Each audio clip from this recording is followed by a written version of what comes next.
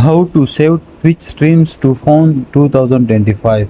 So hello guys, in this quick tutorial video I will tell you how you guys can save your Twitch stream to your phone in 2025. So for that you need to simply go to Twitch. After that click on that plus icon. Now you will see stream games, stream IRL, creator dashboard. So we will simply click on stream games.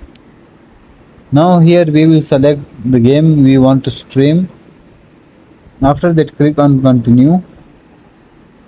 Now here you will see title. Here you need to add title when you ever you want to start stream, and if you want to save it. After that you need to add tags related to your game, so it will rank your that game and you will get viewers. Also in end you will see VOD settings, store past broadcast. So you need to simply on that. Once you on that, and after that when you click on launch game and when you start stream, and when stream ended your stream will be saved. After that you can save it to your phone and you can share it to your social media. Thanks for watching.